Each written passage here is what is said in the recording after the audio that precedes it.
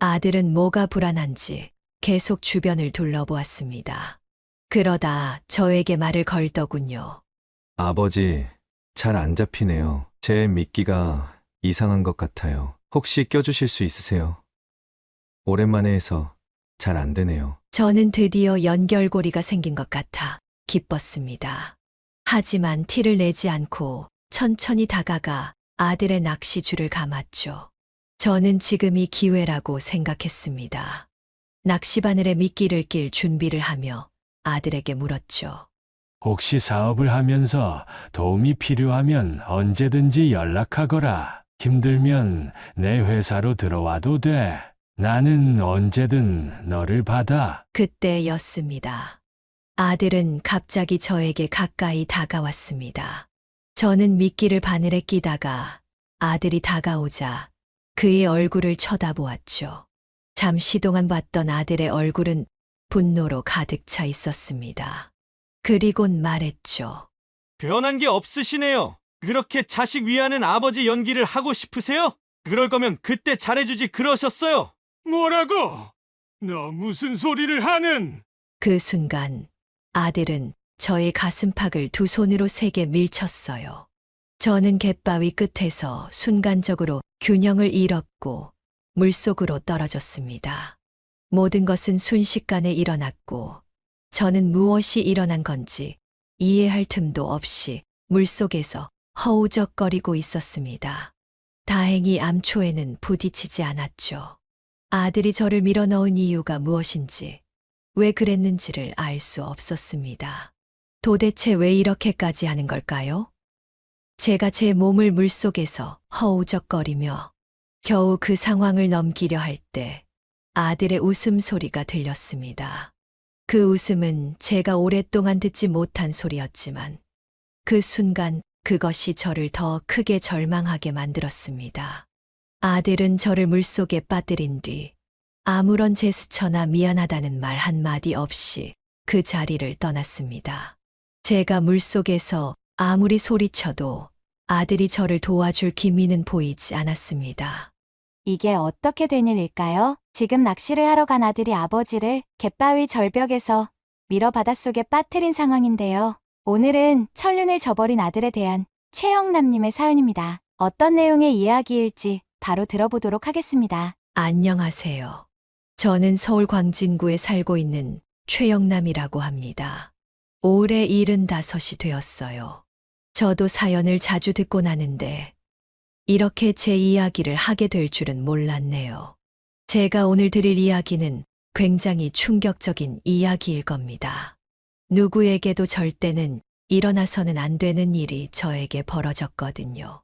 어쩌면 제가 원인을 제공한 걸 수도 있겠지만 말이에요. 아무쪼록 이야기를 끝까지 들어보시고 어떻게 생각하시는지, 그리고 제가 어떻게 살았어야 했는지 많은 조언과 의견 주시면 남은 인생 살면서 가슴에 새기며 살겠습니다. 그럼 이야기 시작하겠습니다.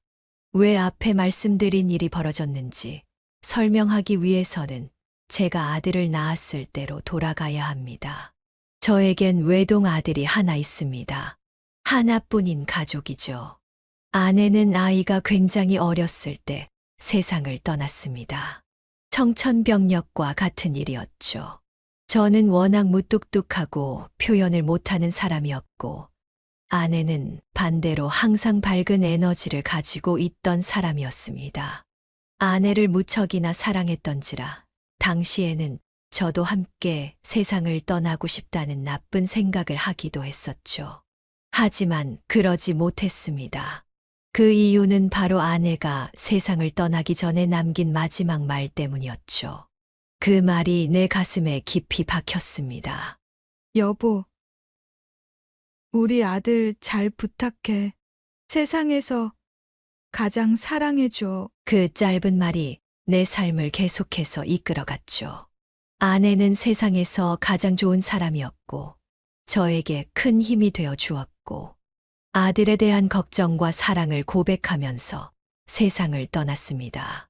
저는 그 말을 기억하며 아들에게 최선을 다해주겠다고 다짐했습니다. 그 다짐이 나를 계속 일으켜 세웠습니다. 아내는 제가 아들을 잘 키울 수 있도록 도와줄 거라고 믿었고, 저는 그 믿음에 부응하려고 애썼습니다. 처음에는 아들도 제 마음을 알아주었습니다. 아내가 떠난 뒤 저는 홀로 아들을 돌보며 그의 모든 것을 챙겼습니다. 아들이 어렸을 때 저는 무조건적으로 사랑을 주었고, 아들이 저를 필요로 할 때면 언제나 곁에 있었습니다. 아들은 어린 나이에도 제게 자주 놀아달라고 했고, 저는 기꺼이 아들의 요구에 응하며 시간을 보냈습니다. 무뚝뚝하고 표현을 잘하지는 못했지만 최선을 다했습니다. 가장 좋아하는 시간은 아들과 바다 낚시를 하는 것이었습니다. 저는 워낙 다정하지 못했지만 아들과 낚시를 할 때면 참 행복했습니다. 원래부터 낚시를 좋아했고, 어린 아들은 제 옆에서 낚시하는 모습을 따라하면서 놀곤 했죠. 그렇게 잡은 생선으로 함께 밥을 먹을 때면 그렇게 행복할 수 없었죠. 그때마다 저는 아들이 잘 자라고 있다고 믿었습니다. 하지만 시간이 지나면서 아들이 점점 나와 멀어지는 것 같았습니다. 아내가 남긴 그 유언은 저에게 큰 짐이 되기도 했습니다. 잘 부탁한다고 부탁을 받긴 했지만 제가 아들에게 무엇을 잘 해줘야 하는지, 어떻게 하는 게 잘해주는 건지는 저 홀로 알기 어려웠습니다. 아들이 점점 나이를 먹어가면서 저는 여전히 아들을 잘 키우기 위해 매일매일 최선을 다했지만 아들은 그때마다 제 기대를 저버리며 계속 다른 길을 가기 시작했습니다. 아들의 변화는 점점 더 두드러졌죠. 예전에는 즐거워하던 소소한 일들, 내게 말해주던 고민들, 그런 것들이 하나둘씩 사라져갔습니다. 언젠가부터 저에게 말을 걸기보다는 친구들만 찾았고, 집에 돌아와도 방에만 틀어박혀 있곤 했습니다. 저는 아들이 혼자서 무언가 잘 해결할 수 있을 거라고 믿었습니다. 그러나 어느 순간부터 아들은 잘못된 길로 들어서기 시작했죠. 친구들과 어울려 다니면서 말썽을 부리기도 했고, 학업을 등한시하기 시작했습니다. 저는 그렇게 하지 않길 바랐지만, 그럴수록 아들은 점점 제 말을 듣지 않았습니다. 결국 아들은 저와의 대화조차 거부하고, 다른 사람들, 특히 친구들에게만 의지하게 되었습니다. 제가 아무리 잘해주려고 해도 아들은 제 손을 잡지 않았습니다. 그저 저를 지나쳐가듯 없는 사람인 양 무심하게 지나갔습니다. 저는 이유를 알 수 없었죠. 그저 아내가 제 옆에 없다는 것에 대해 하늘을 원망할 수밖에 없었죠. 하지만 저는 그를 포기하지 않았습니다. 아내가 제게 남긴 말이 있었으니 저는 그 말을 지킬 수밖에 없었습니다. 아내는 제게 아들을 잘 부탁한다고 했고, 저는 그 말이 무거운 짐처럼 느껴지면서도 계속해서 아들에게 올바른 길을 가르쳐 주려고 했습니다. 아들이 힘들어할 때마다 제가 옆에서 지켜주겠다고 다짐했습니다. 그러나 그럴수록 아들은 내게서 점점 멀어졌습니다. 그럴 때마다 저는 혼자서 속으로 자책하기도 했죠. 왜 이렇게 된 걸까? 내가 뭘 잘못한 걸까? 답은 알 수 없었죠. 저도 지금보다 훨씬 어렸을 때였고 굉장히 서툴렀을 테니까요. 그럴 때마다 아내가 세상을 떠난 이유와 그 유언을 떠올리며 다시 일어섰습니다. 아들이 본격적으로 엇나가기 시작한 것은 그가 고등학교를 졸업하고 나서였습니다. 그때부터 아들은 제가 봤을 땐 무모한 선택들을 하기 시작했습니다. 처음엔 그저 작은 소일거리인 줄 알았지만 어느새 아들은 사업을 한다고 나섰습니다. 사업을 하고 있는 제가 보기엔 아들이 하는 건 위험한 사업이었죠. 경험이 없는 아들이 하기엔 굉장히 어려워 보였습니다. 역시나 사업은 순탄치 않았죠. 저는 아들에게 충고도 하고 조언도 했지만 아들은 고집을 꺾지 않았습니다. 아버지, 저 잘할 수 있어요. 좀 믿어보세요. 아들은 저를 어떻게든 납득을 시키려 했지만 저는 그가 현실을 모른다는 걸 알았습니다. 그럼에도 불구하고 저는 아들을 포기하지 않고 제가 하는 사업을 물려받기 위해 처음부터 배우라고 했습니다. 제가 경험한 일들과 살아온 세상에서의 교훈들을 전해주려고 했지만 아들은 제 말을 듣지 않았습니다. 사업은 점차 실패의 조짐을 보였고 아들은 점점 더 불안해졌습니다. 사업이 잘 안 되자 아들은 저에게 돈을 달라고 하더군요. 제가 아들에게 돈을 주지 않겠다고 했을 때 아들은 본인을 믿지 않는다고 생각했을지 모릅니다. 아버지, 제가 도와달라고 했잖아요. 조금만 도와주면 금방 다시 일어설 수 있어요. 도대체 왜 도와주지 않는 거예요? 저는 아들에게 돈을 주는 게 그를 돕는 길이 아니라고 생각했습니다. 돈을 주면 또 다른 나쁜 선택을 하게 될 거라고 확신했기 때문입니다. 그래서 저는 아들에게 이렇게 말했습니다. 너는 아직 아무것도 몰라. 당장 사업을 접고 내 밑에서 일을 배워라. 지금 너가 하는 사업은 내가 아무리 돈을 준다 해도 절대 잘 될 수 없어. 내가 너에게 돈을 준다면 너는 영원히 성장하지 못할 거야. 거짓말 마세요. 그냥 제가 싫다고 솔직하게 말하세요. 저 때문에 어머니가 그렇게 된 거라 생각하시는 거 다 알아요. 무슨 소리냐? 나는 그런 생각은 죽어도 해본 적이 없어. 제가 그 말을 믿을 것 같아요? 아버지는 진짜 최악이에요. 아들은 그 말을 마지막으로 집을 나가버렸습니다. 저는 아들의 말에 충격을 받았습니다. 아들이 저를 그렇게 생각하고 있을 줄은 정말 몰랐죠. 저는 이때 어떻게든 아들을 찾아 오해를 풀었어야 했습니다. 하지만 그때 저는 그의 미래를 위해서라면 이런 결정도 내려야 한다고 생각했습니다. 저는 아들이 저 없이도 이 험한 세상 잘 버텨낼 수 있게 자립할 힘을 키웠으면 했습니다. 그게 제 아내와의 약속을 지키는 것이라 생각했고요. 아들이 제 도움 없이도 잘 살아갈 수 있기를 간절히 기도했습니다. 그럼에도 불구하고 아들은 점차 저를 멀리하고 저와의 대화조차 피하려 했습니다. 제가 아들에게 최선을 다했다는 사실은 그가 저를 어떻게 생각하든 제가 뭘 했든 관계없었습니다. 결국 아들은 나의 기대를 저버리고 다른 길을 선택하게 된 것입니다. 그때부터 저는 아들의 행동에 상처를 받았지만 여전히 그의 행복을 바랬습니다. 하지만 답답한 마음은 어쩔 수가 없더군요. 아들이 저를 외면하고 멀리할 때마다 고통스럽더군요. 저는 아들이 왜 저를 이해하지 못하는 건지 도저히 이해가 되지 않았습니다. 하지만 아버지로서 할 수 있는 모든 것을 다 해줄 수 있었지만 돈은 아니었죠. 만약 그가 사업에 대한 다른 서포트를 원했다면 저는 발벗고 나서서 해주었을 겁니다. 그렇게 몇 주가 지나고 아들은 또 저에게 돈을 달라고 하더군요. 아들은 계속해서 돈이 필요하다고 말했고 저의 마음은 흔들리지 않았습니다.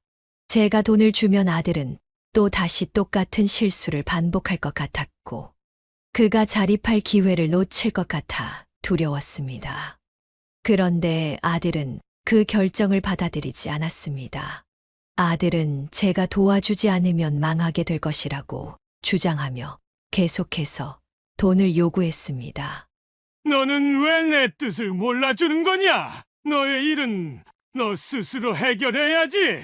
나중에 내가 힘들 때 내가 없으면 어떡하려고 그러는 거야? 무조건 잘 된다니까요. 아버지야말로 도대체 왜 저를 믿어주지 않는 거예요? 말이 안 통하는구나. 언젠가 나의 뜻을 깨닫게 되는 날이 올 거다. 내 마음은 절대 안 바뀌니 기대하지 말거라. 아들은 집안에 있던 전화기를 바닥에 내동댕이 치고는 역시나 집을 나갔죠. 제가 그랬던 것처럼 아들은 세상에 스스로 부딪혀 성장해 나가야 했습니다. 그날 밤 저는 세상을 떠난 아내의 사진을 보면서 말했습니다. 여보, 미안해요. 당신 부탁을 들어주려고 최선을 다하고 있는데 맘처럼 되지 않는구려. 당신이 있었다면 이렇게 되지는 않았을 텐데 나의 무기력함에 정말 화가 나오. 거기서 보고 있으면 내가 어떻게 해야 할지 말 좀 해주시오. 하지만 역시 답이 없더군요. 저는 집에 있는 술을 꺼내 왕창 마시고 잠에 들었습니다. 다음 날 아들은 저에게 다가와 자신 있는 표정으로 말하더군요. 아버지, 이번에는 제 사업을 직접 한번 보세요. 제가 뭐 하는지, 어떻게 살아가고 있는지 눈으로 확인해 보세요. 그리고 직접 판단하세요. 저에게 돈을 투자해도 되는지 안 되는지 말이에요. 아들은 그렇게 말하며 제게 사업장을 보여주겠다고 했습니다. 안 봐도 뻔했지만 저는 아들의 마음을 확실하게 꺾을 수 있는 기회라고 생각해서 아들의 제안을 승낙했습니다. 다음 날 저는 아들과 함께 차를 타고 아들이 운영한다는 사업장으로 향했습니다. 아들이 일하는 곳은 서울 외곽에 있는 허름한 창고였습니다. 제가 생각했던 것보다 훨씬 심각했죠. 아들이 운영한다는 사업장은 한쪽 구석에 허름하게 놓인 오래된 장비들과 가득 쌓여 있는 물건들이 전부였습니다. 도대체 여기서 무슨 일을 하는 거냐? 제가 물었을 때 아들은 자랑스럽게 말하더군요. 이게 바로 제가 요즘 하고 있는 온라인 쇼핑몰이에요. 제가 직접 물건을 수입해서 여기서 포장하고 배송까지 다 해요. 정말 말도 안 되는 일이었죠. 그곳을 둘러보니 시스템도 제대로 갖춰져 있지 않았고 상품도 중국에서 들여온 이상한 물건들로만 가득했습니다. 당연히 팔리지 않아 구석에 먼지를 가득 뒤집어 쓴 채 한 무더기로 쌓여져 있었죠. 저는 정말 어처구니가 없었습니다. 넌 지금 이게 말이 된다고 생각하는 거냐? 저 물건들은 다 네 돈으로 산 거야. 네, 맞아요. 중국에서 물건을 싸게 들여와서 여기서 비싸게 파는 거죠. 근데 저 가득 쌓여 있는 건 왜 안 팔리는 거야? 그니까요. 홍보를 해야 하는데 제가 가진 돈을 다 써버려서 아버지가 돈을 주시면 그걸로 마케팅을 하려고 하는 거예요. 저는 너무나도 단순하고 아무것도 모르는 아들에게 버럭 화를 낼 뻔했습니다. 저는 구석에 쌓여져 있는 먼지 쌓인 물건을 하나 가져와 아들에게 내밀며 말했죠. 이것 봐라. 이런 불량품을 누가 산다는 거야? 한국 소비자들이 그렇게 멍청한 줄 알아? 그리고 너가 온라인 쇼핑몰도 관리하고 포장도 하고 배송까지 다 한다고? 내가 보기엔 그런 시스템은 여기에 갖춰지지 않은 것 같은데. 저는 본래 사업을 하는 사람인지라 그런 꼴을 그냥 두고 볼 수는 없었죠. 아들은 제 얘기를 들으면서 한동안 아무 말도 없이 있었습니다. 그리곤 고개를 푹 숙이며 말했죠. 잠깐 안 되더라도 곧 일이 풀릴 거예요. 제가 이것저것 혼자 하다 보니까 실수가 많지만 아버지가 도와주시면 곧 잘 될 거예요. 역시나 제 말은 아들에게 통하지 않았습니다. 집으로 돌아오는 길, 저는 고민을 하기 시작했습니다. 그 장면이 머릿속에서 떠나지 않더군요. 아들이 그렇게 자랑스럽게 말했던 사업이었지만 제 눈에는 그저 시간 낭비처럼 보였습니다. 온라인 쇼핑몰이라지만 상품은 거의 팔리지 않고 있었고 보관 환경도 엉망이었습니다. 물론 저는 아들이 이 사업을 통해 성공하고 싶어 한다는 점은 이해했습니다. 그러나 그가 제시한 계획이 너무 현실성이 없다고 느껴졌습니다. 이 사업을 지속하다간 결국 더 큰 빚을 지게 될 것이 뻔했죠. 며칠 후 저는 아들에게 그 사업이 잘못된 방향으로 가고 있다는 생각을 털어놓았습니다. 이런 상태로 사업을 계속하면 내가 더 큰 빚을 질 거야. 내가 말하는 건 너를 돕기 위한 거다. 아들은 너무 당황한 얼굴로 대답했습니다. 아버지는 이해하지 못해요. 제가 하고 있는 일에 대해 제가 얼마나 노력하고 있는지 모르시잖아요. 저는 꼭 아버지한테 제 능력을 증명할 거예요. 그는 그러면서 고개를 돌려갔습니다. 그 순간 저는 아들이 저에게서 더 멀어지고 있다는 걸 직감했습니다. 그리고 그 후 몇 주가 지나 아들은 다시 저를 찾아왔습니다. 아버지, 진짜 돈 안 주실 거죠? 저도 이제 아버지한텐 아무런 기대가 없어요. 아들의 얼굴에서는 더 이상 예전의 열정이나 자신감을 볼 수 없었습니다. 대신 피로에 지친 듯한 얼굴만이 있었습니다. 미안하지만 내가 해줄 수 있는 건 더 이상 없다. 너가 새로 시작할 마음이 있다면 그때 다시 오거라. 그렇게 말하고선 아들을 보내면서 속으로 걱정이 더욱 커졌습니다. 그가 자신이 하고 있는 사업에 대한 책임을 지지 않는다면 그 길은 결국 그를 망칠 것이라는 생각이 들었습니다. 아비된 도리로서 저는 어떻게 해야 아들을 올바른 길로 이끌 수 있을지 모르겠더군요. 아들이 망할 걸 알면서도 원하는 걸 해줘야 하는 것인지, 아니면 아들이 상처를 받는다 하더라도 제대로 교육을 해야 하는지 말이에요. 그렇게 시간이 흘렀고 아들은 더 이상 저에게 오지 않았습니다. 저는 아들이 또 무슨 짓을 벌일지 몰라 걱정하던 중이었습니다. 그러던 중 사채업자들이 제 집에 찾아왔습니다. 그들은 아들이 빌린 돈을 갚지 않아서 찾아온 것이었습니다. 그들의 태도는 무척 폭력적이었고 그들은 저에게 아들이 빌린 돈을 대신 갚으라고 했습니다. 최진석 씨, 아버님 맞으시죠? 당신 아들이 저희에게 돈을 빌려갔는데 갚질 않아서 대신 받으러 왔습니다. 뭐라고요? 당신들이 누구길래 우리 아들에게 돈을 빌려줬단 말이요? 그게 중요합니까? 당신 아들이 우리 돈을 빌려가서 안 갚았다는 게 중요하지. 아들이 잘못했으면 아버지가 책임지는 게 도리라고 생각하는데 어쩌실 겁니까? 그들의 말에 저는 기가 막혔습니다. 아들이 얼마나 빌렸길래 그래요? 원금 이자 합해서 1억 5천만 원 정도 되네요. 아버님이 사업을 크게 하신다고 들었는데 이 정도는 껌값이잖아요. 제가 그 금액을 갚지 않으면 어떻게 되는 거요? 그거야 뭐 아버님이 생각하시는 대로 되겠죠. 평생 아들은 빚에 허덕이면서 살겠죠. 저희는 지옥까지 쫓아가서 수단과 방법을 가리지 않고 돈을 받거든요. 남의 돈 빌려가서 안 갚은 사람이 편하게 살 생각하면 안 되잖아요. 그쵸? 저는 마음이 무너지는 듯 했습니다. 아무리 힘들더라도 사채에 손을 대다니 말이에요. 저는 고민하기 시작했습니다. 제가 돈을 갚지 않으면 아들은 굉장히 힘든 삶을 살게 될 거고, 갚는다면 아들은 계속해서 저에게 의지하면서 살 것이기 때문이었어요. 더군다나 아들이 더 어떤 심한 짓을 저지를지는 아무도 몰랐죠. 그래서 저는 그 금액의 일부만 지불하기로 했습니다. 아들이 하던 사업을 정리하고 물건을 처분하면 갚을 수 있을 정도만 남기고요.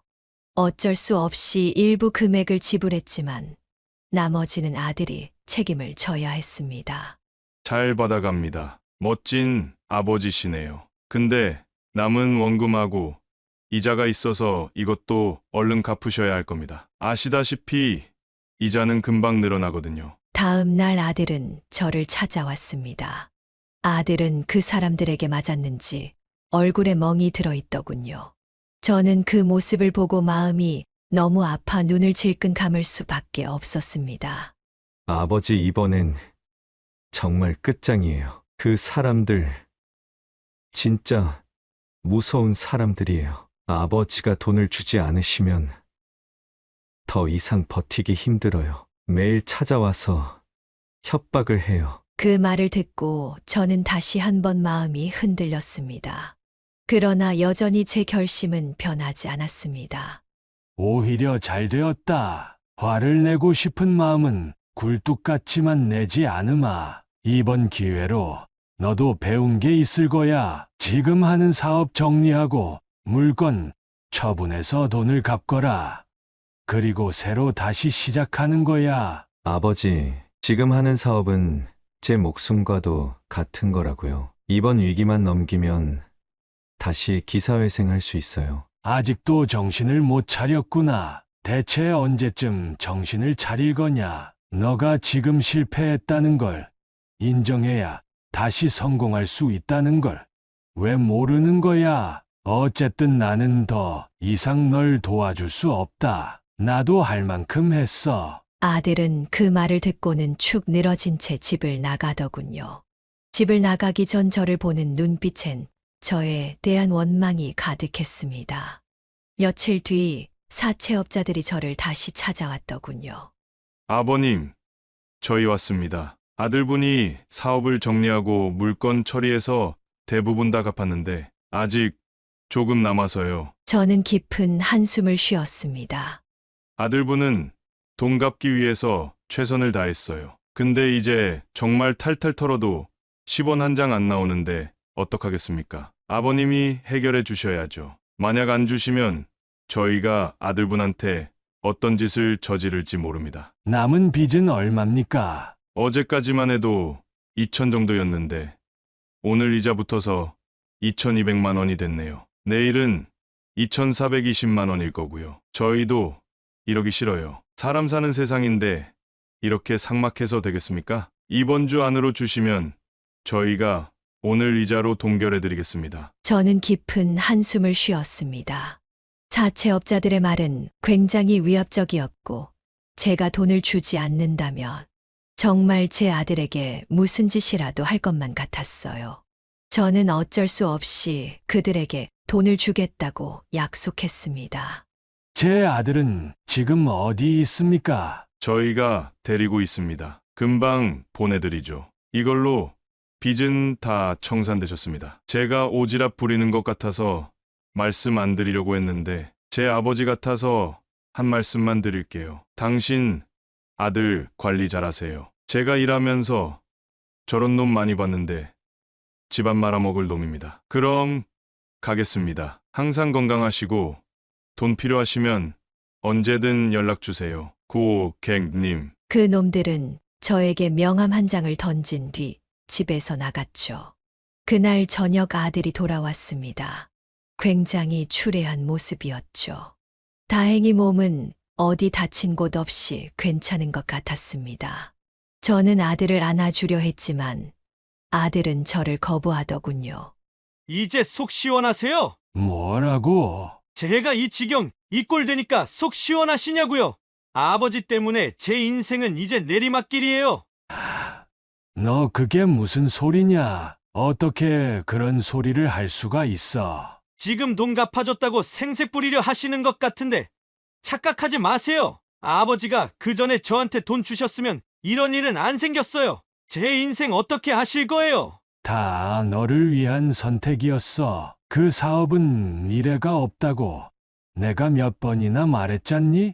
아직 너는 젊어 그러니까 다시 시작하자. 내 밑에서 착실히 일 배워서 내 사업을 물려받으면 돼. 참 웃기네요. 제가 아버지 밑에서 일을 배운다고요?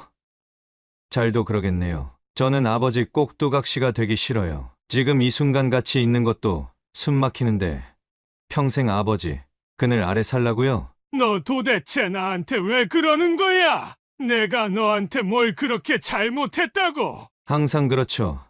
아버지는 아마 평생 모르실 거예요. 어머니가 있었어야 했는데 저는 그 말에 너무 화가 났습니다. 정신을 차려보니 제가 아들의 뺨을 때렸더라고요. 인생 처음으로 아들에게 손찌검을 한 날이었습니다. 아들은 놀랐는지 동그란 눈으로 저를 쳐다봤죠. 이제야 본 모습을 드러내시는군요. 저 때리고 싶은 거 지금까지 어떻게 참으셨어요? 잘 됐네요. 더 때리세요. 때려보시라고요.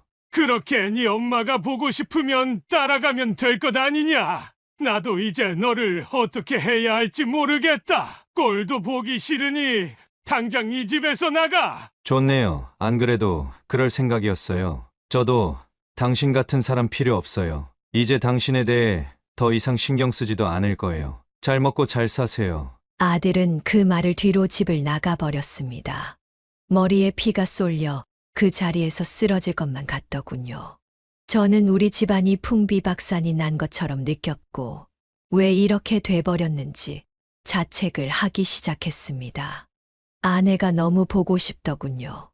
저는 가까스로 몸을 일으켜서 소파에 앉아 만취할 때까지 술을 마시기 시작했죠. 이제 저도 될 대로 되라는 식으로 아들을 포기하고 싶었습니다. 너무 힘들었거든요. 아내의 말만 아니었다면, 제가 아버지가 아니었다면 이런 힘든 일은 겪지 않았을 텐데 말이에요. 아들은 이번엔 정말 돌아오지 않을 것 같았습니다. 이전에 집을 나갔을 때와는 사뭇 다른 분위기였거든요. 며칠 후 집에 들어와 보니 자신의 짐을 싹 다 들고 나갔더군요. 아들이 했던 내가 필요 없다는 말이 머릿속에 맴돌았습니다. 아들이 완전히 저를 떠난 것이라고 느꼈습니다. 당장이라도 연을 끊고 싶었지만 아들을 포기할 수는 없었죠. 저는 사람을 고용해서 아들이 무슨 일을 하고 있는지 지켜보았습니다. 아들은 올바른 방법으로 돈을 벌고 있었습니다. 일용직 노동자로 하루하루 돈을 벌어 살고 있더군요. 몸이 힘든 일은 한 번도 해본 적 없는 아들인데 힘들게 일하고 있다는 걸 들으니 가슴이 아프면서도 오히려 잘 되었다는 생각이 들었습니다. 이렇게 노동과 돈의 가치를 몸소 깨닫게 되면 저를 이해해 주지 않을까 생각했습니다. 그래서 저는 아들이 돌아오면 언제든 그를 용서하고 맞이할 준비를 하고 있었습니다. 하지만 한동안 돌아오지 않더군요. 연락 한 통 없었습니다. 그 후로 몇 년이 지났습니다. 저는 아들이 저를 떠난 뒤로 매일같이 아들을 그리워하며 살아왔습니다. 아들이 다시 저를 찾아올 거라고 기대하며 살아왔지만 그는 끝내 돌아오지 않았습니다. 그럼에도 불구하고 아들은 자신만의 길을 가는 듯 했습니다. 그리고 저는 아들이 어느 길을 가고 있는지, 어떻게 살아가고 있는지 알 수 없었습니다. 다시 사업을 시작한다는 이야기만 듣고는 더 이상 아들의 정보를 받지 못했거든요. 그저 아들이 이번엔 정신을 차리고 제대로 된 사업체를 운영하길 바랄 수밖에 없었습니다. 시간이 갈수록 저와 아들의 거리는 점점 더 멀어졌다는 걸 느꼈습니다.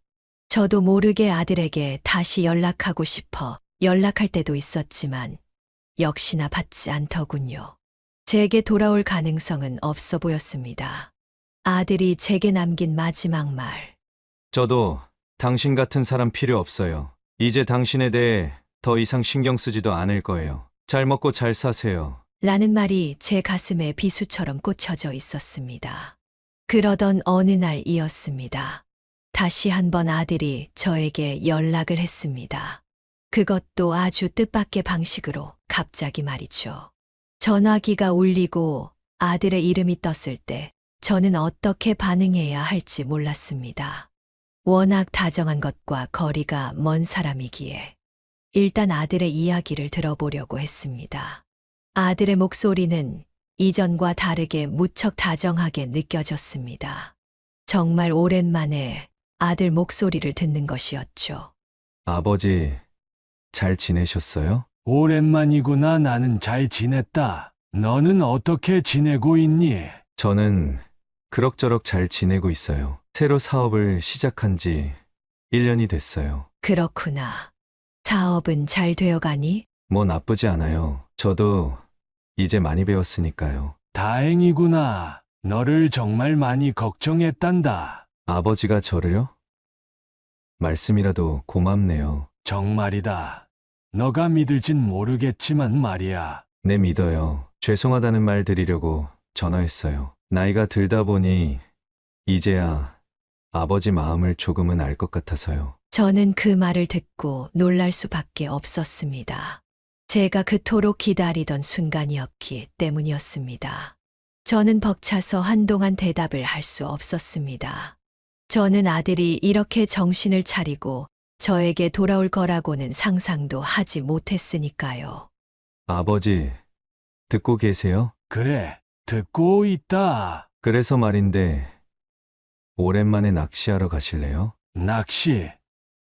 갑자기 웬 낚시냐? 그냥 오랜만에 만나서 어색할 텐데, 낚시라도 하면 덜 어색할 것 같아서요. 그리고 유일하게 아버지의 대해 좋은 기억으로 남은 게 제가 어렸을 때 아버지랑 낚시를 간 거였어요. 그때는 정말 행복했는데 말이에요. 그렇구나. 나도 그렇단다. 그래, 오랜만에 낚시하러 가자. 시간은 언제쯤 괜찮니? 제가 좋은 날로 잡아서 다시 연락드릴게요. 아버지 보고 싶네요. 정말 눈물이 나올 것만 같았습니다. 저는 당시엔 의심하지 못했습니다. 단순히 시간이 흘러서 그동안의 관계를 회복하려는 노력인지 아니면 다른 뜻이 있는지 저는 정확히 알지 못했어요. 그저 아들이 저를 보자고 하는 말에 기뻐서 얼른 그날이 왔으면 좋겠다 싶었죠. 그렇게 시간이 지나 낚시하는 날이 되었죠. 저는 아침부터 무척 설렜습니다. 그 전날 잠을 이루지 못했고 미리 낚시 갈 준비를 다 마친 상태였죠. 저희는 자주 가던 갯바위 낚시를 가기로 했습니다. 그리고 드디어 아들을 만나게 되었죠. 아들은 저를 보고 살짝 미소를 지었습니다. 저는 아들에게 다가가 조용히 안아주었죠. 지금껏 고생했다. 연락해줘서 고맙구나. 이유는 모르겠지만 아들은 아무 말도 하지 않았죠. 그저 제 품에 안겨 조용히 있을 뿐이었습니다. 아버지, 얼른 가요. 지금이 많이 잡힐 때예요. 그래, 오늘 파도가 많이 쳐서 잘 잡히겠구나. 나를 잘 잡았어. 낚시하는 법은 기억하고 있니? 네, 그럼요. 그래도 아버지가 조금은 알려주셔야 할 거예요. 저희는 30분 정도 걸어서 사람이 아무도 없는 갯바위로 갔습니다. 보이는 건 거센 파도와 암초들밖에 없었죠. 저희는 걸어가는 동안 아무 말도 하지 않았습니다. 남들이 보면 숨막히다고 할지 모르지만 저는 이대로도 좋았습니다. 말이 없어도 대화를 하는 것만 같았죠. 그저 아들이 저와 있을 때 조금은 마음이 편했으면 해서 아무 말도 하지 않았습니다. 그렇게 갯바위 절벽 끝에 서서 저희는 낚시를 시작했습니다. 높이가 10m는 좋게 되어 보이더군요. 저야 익숙했습니다. 저는 낚시를 시작하기 전 아들의 표정을 보았습니다. 아들이 무슨 생각을 하는지 모르겠더군요. 저는 낚시줄을 고요히 물속에 던졌습니다. 낚시를 해야 하는데 계속 아들을 보게 되더라고요. 아들은 무슨 생각을 하는지 복잡한 얼굴을 하고 있었습니다. 그렇게 1시간 정도 지났을까요? 아들은 뭐가 불안한지 계속 주변을 둘러보았습니다. 그러다 저에게 말을 걸더군요. 아버지, 잘 안 잡히네요. 제 미끼가 이상한 것 같아요. 혹시 껴주실 수 있으세요? 오랜만에 해서 잘 안 되네요. 저는 드디어 연결고리가 생긴 것 같아 기뻤습니다. 하지만 티를 내지 않고 천천히 다가가 아들의 낚시줄을 감았죠. 저는 지금이 기회라고 생각했습니다. 낚시바늘에 미끼를 낄 준비를 하며 아들에게 물었죠. 혹시 사업을 하면서 도움이 필요하면 언제든지 연락하거라. 힘들면 내 회사로 들어와도 돼. 나는 언제든 너를 받아. 그때였습니다. 아들은 갑자기 저에게 가까이 다가왔습니다. 저는 미끼를 바늘에 끼다가 아들이 다가오자 그의 얼굴을 쳐다보았죠. 잠시 동안 봤던 아들의 얼굴은 분노로 가득 차 있었습니다. 그리곤 말했죠. 변한 게 없으시네요. 그렇게 자식 위하는 아버지 연기를 하고 싶으세요? 그럴 거면 그때 잘해주지 그러셨어요. 뭐라고? 너 무슨 소리를 하는? 그 순간 아들은 저의 가슴팍을 두 손으로 세게 밀쳤어요. 저는 갯바위 끝에서 순간적으로 균형을 잃었고 물속으로 떨어졌습니다. 모든 것은 순식간에 일어났고 저는 무엇이 일어난 건지 이해할 틈도 없이 물속에서 허우적거리고 있었습니다. 다행히 암초에는 부딪히지 않았죠. 아들이 저를 밀어넣은 이유가 무엇인지, 왜 그랬는지를 알 수 없었습니다. 도대체 왜 이렇게까지 하는 걸까요? 제가 제 몸을 물속에서 허우적거리며 겨우 그 상황을 넘기려 할 때 아들의 웃음소리가 들렸습니다. 그 웃음은 제가 오랫동안 듣지 못한 소리였지만 그 순간 그것이 저를 더 크게 절망하게 만들었습니다. 아들은 저를 물속에 빠뜨린 뒤 아무런 제스처나 미안하다는 말 한마디 없이 그 자리를 떠났습니다. 제가 물속에서 아무리 소리쳐도 아들이 저를 도와줄 기미는 보이지 않았습니다. 아들은 이미 저를 버린 것이었습니다. 마치 제가 아무렇지 않게 물속으로 사라지기를 바라는 듯이 저를 떠나갔습니다. 그제서야 저는 아들에게 배신당했다는 걸 깨달았습니다. 하지만 여전히 아들이 이런 일을 벌였다는 사실이 믿기지 않았습니다. 물속에 빠진 순간 모든 것이 흐릿하게 변했습니다. 저는 한동안 아무것도 할 수 없었습니다. 차가운 물속에서 몸을 부딪히며 허우적거렸고 숨이 막혀왔습니다. 거센 파도는 저를 집어삼키려 했습니다. 미끄러운 돌을 잡으려 애썼지만 거센 파도 앞에선 무용지물이었죠. 그렇게 몇 분쯤 지났을까 눈앞이 어두워졌고 의식은 점점 흐려졌습니다. 필사적으로 팔을 움직이며 물속에서 몸을 떠올리려 애썼습니다. 그 순간에도 저는 아들을 믿고 싶었습니다. 제가 실수해서 떨어진 게 아닐까 하고요. 하지만 저는 아들이 떠나가는 모습을 보며 깨달을 수밖에 없었죠. 아들이 저를 일부러 바다로 밀었다는 걸요. 아들은 이미 저에게서 모든 애정을 떨쳐버린 것 같았습니다. 그가 저를 버린 이유는 단순히 경제적인 문제 때문이 아니었습니다. 그 속에는 제가 그의 기대를 충족시키지 못했다는 깊은 배신감이 있었습니다. 저는 차가운 물속에서 허우적대며 몇 번이고 호흡을 가다듬으려 했습니다. 눈에 띄게 피로하고 힘든 순간들이 이어졌습니다. 어쩌면 죽을 수도 있다는 생각이 들었습니다. 물속에서 몸이 계속 가라앉으려고 할 때 갑자기 아내의 얼굴이 떠올랐습니다. 이유는 모르겠지만 아내가 마지막으로 저에게 남긴 말이 떠오르더군요. 여보, 우리 아들 잘 부탁해. 세상에서 가장 사랑해줘. 그 말이 왜 제일 먼저 떠올랐을까요? 그 후 별별 생각이 다 들었습니다. 아들을 제일 사랑하며 잘 키우려고 애썼지만 아들은 그럴 때마다 계속 엇나갔습니다. 그래도 포기하지 않고 잘 해보려 했지만 아들은 결국 저를 배신했습니다. 결국 지금 저는 이 차가운 물속에서 아들로부터 받은 배신감과 외로움만 느낄 수 있었습니다. 저는 이대로 죽을 순 없다고 생각했어요. 아무리 몸이 힘들고 물이 점점 더 깊어지는 것 같아도 저는 살아야 했습니다. 살아서 아들에게 복수해야 했습니다.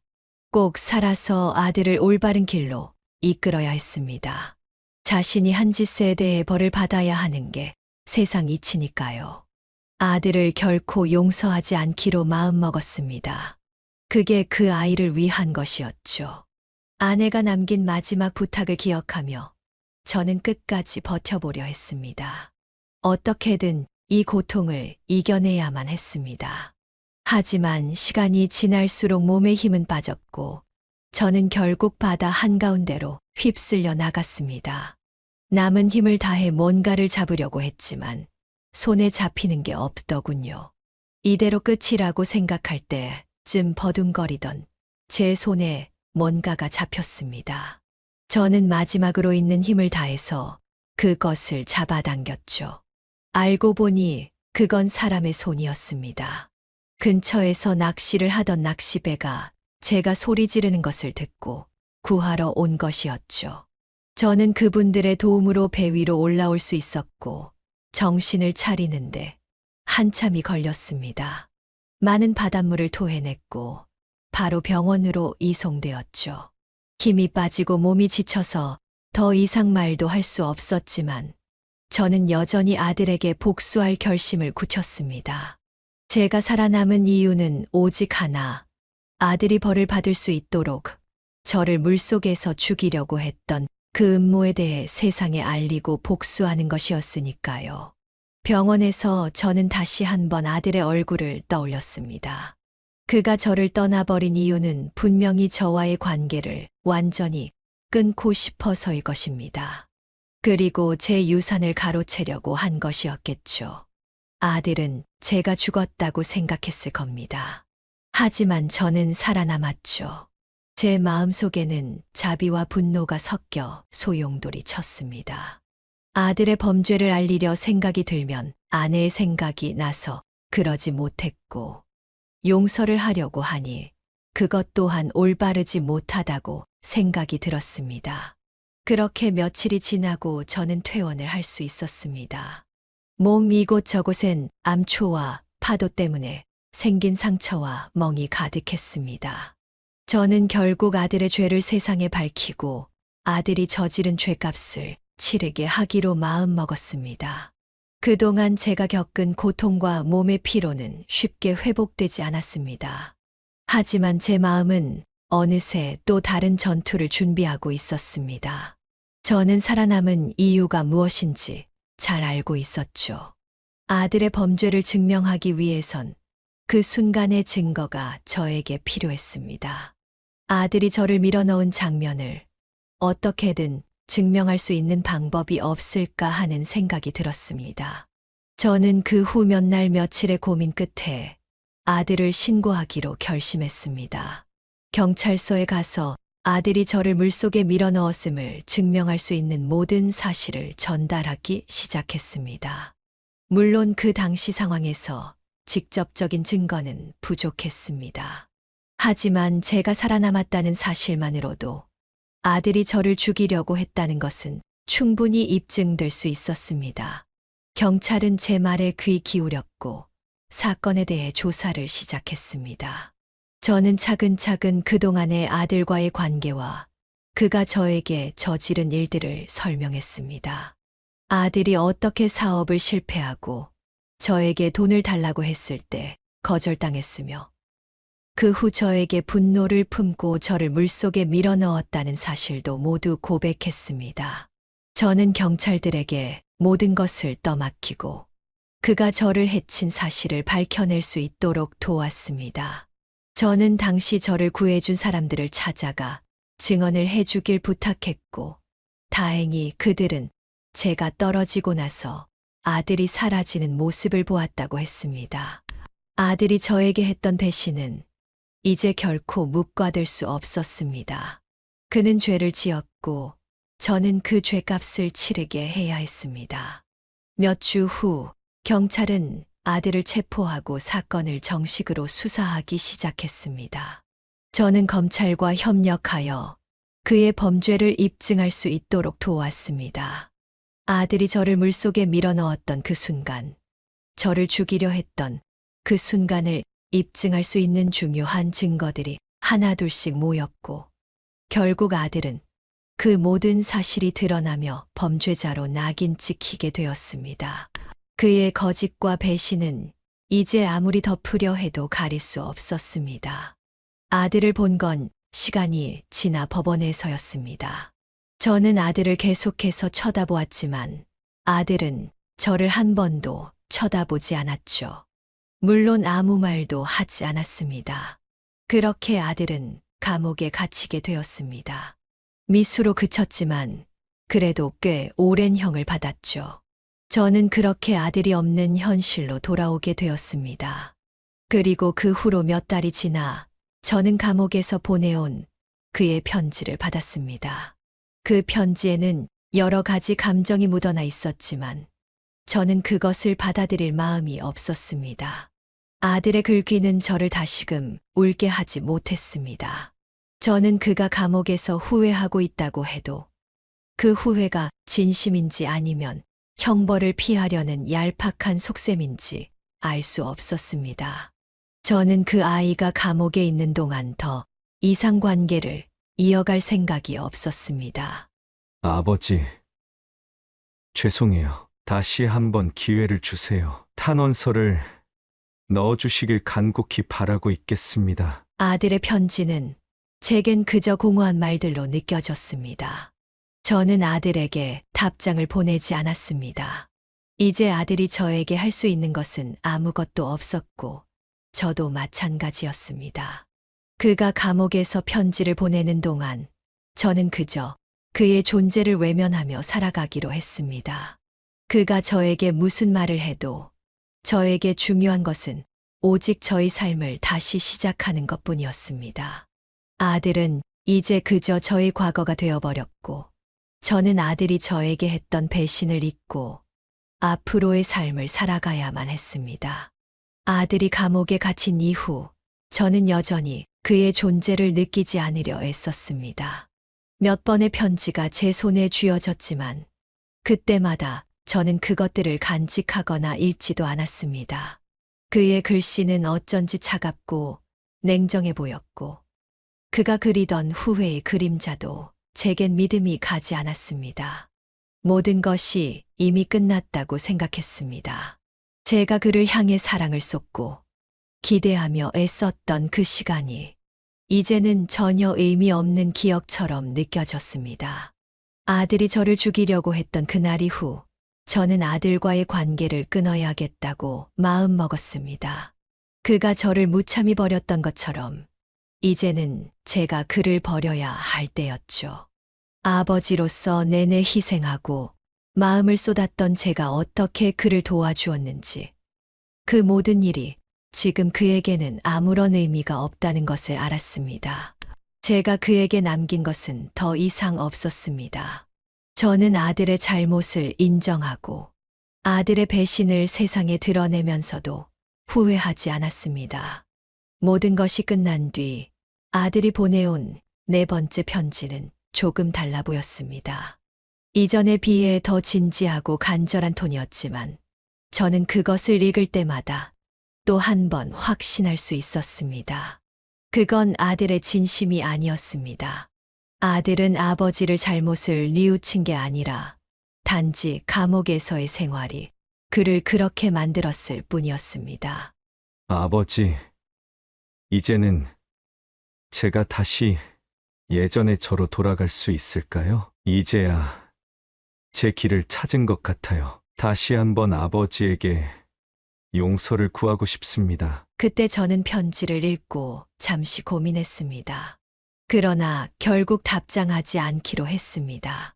저에게 이제 아들이 주는 편지의 말들은 더 이상 필요 없었습니다. 아들은 제가 살아남은 이유가 되지 못했고, 저는 그로 인해 삶의 의미를 찾을 수 없었습니다. 아들의 말들은 단지 제가 지닌 한때의 집착을 다시 살려내려는 시도일 뿐이었죠. 제가 마지막으로 그에게 남길 말은 단 하나였습니다. 더 이상 넌 내 아들이 아니다. 이 말을 그가 이해할 수 있을지 없을지는 모르겠지만 저는 더 이상 아들에 대해 생각하지 않기로 했습니다. 다만 아내에게 미안한 마음이 들더군요. 저는 언젠가 제가 아내 곁으로 갔을 때 그때 용서를 구하기로 했습니다. 아내도 아들이 제가 한 짓을 보면 용서할 거라 생각했죠. 만약 아들이 출소를 하고 나서 저를 찾아와도 저는 아들을 만날 생각이 없습니다. 이후의 유산도 모두 기부할 예정이었죠. 제가 운영하는 사업체도 경영승계가 아닌 유망한 CEO에게 맡길 것이었습니다. 그래서 그 후로도 저는 아들에게 편지를 보내지도 그가 보낸 편지를 읽지도 않았습니다. 다시 반송시켜 버렸죠. 제가 그를 키운 것, 그 모든 노력이 그저 공허하게 느껴졌습니다. 아버지로서 더 이상 그를 기다리고 싶지 않았습니다. 그는 이제 제가 살아온 세월과는 무관한 존재가 되었습니다. 그리고 그 후로 1년이 지나니 아들의 편지는 더 이상 제게 도달하지 않았습니다.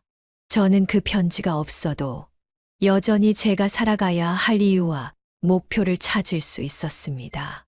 아들은 이제 제 삶의 일부가 아니었고, 저는 그와의 관계를 끊고 제가 살아갈 길을 선택한 것이었습니다.